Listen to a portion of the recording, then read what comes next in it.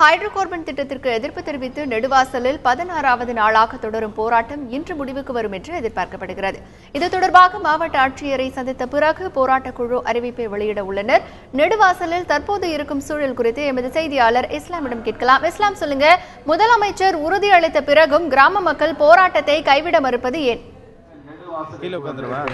Hydrocarbon திட்டத்தை அடுத்து புதுக்கோட்டை மாவட்டம் நெடுவாசலில் 16வது நாளாக தொடர்ந்து போராட்டமானது நடைபெற்று வருகிறது.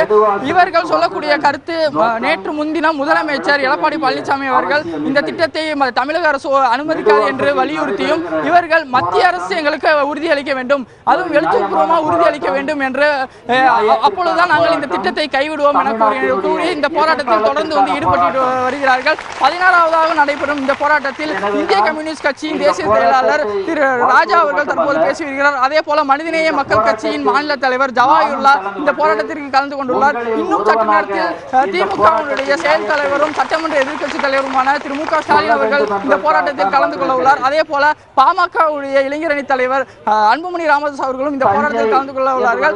மத்திய அரசு உங்களுக்கு உறுதியளித்து இந்த திட்டத்தை முற்றிலும் நாங்கள் கைவிட்டு விட்டோம் என சொல்லும் வரை எங்களுடைய போராட்டம் தொடரும் என இந்த போராட்டக்காரர்கள் தொடர்ந்து கூறி வருகிறார்கள்.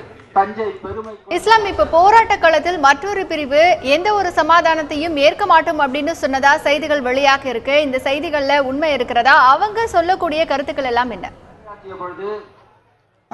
தொடர்ந்து இது குறித்து நாம் ஆலங்குடி சட்டமன்ற உறுப்பினர் திரு மெய்யநாதன் அவர்கள் நம்மிடையே இருக்கிற அவர்களிடம் கேட்போம். சார், நீங்க முதலமைச்சர் இந்த திட்டத்தை அனுமதிக்க மாட்டோம் என கூறின பிறகு நீங்கள் இந்த போராட்டத்தை தொடர்றது காரணம் என்ன?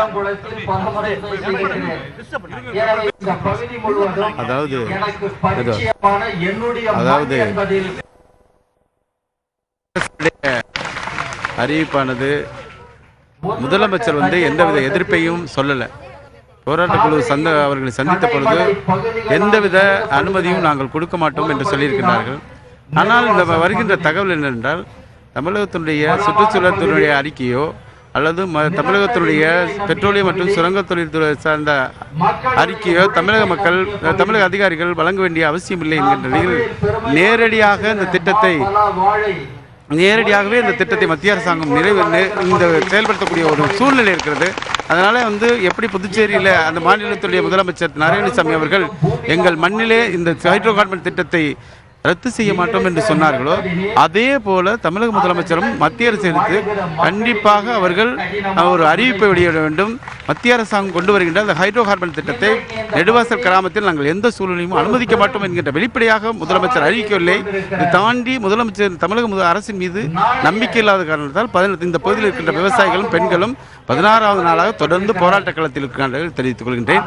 மத்திய அரசு இந்த விவசாயிகளின் போராட்டத்தை கருத்தில் கவனத்தில் கொண்டு உடனடியாக இந்த நெடுவாசல் ஹைட்ரோ கார்பன் திட்டத்தை ரத்து செய்ய வேண்டுகோள் வைக்கின்றோம்.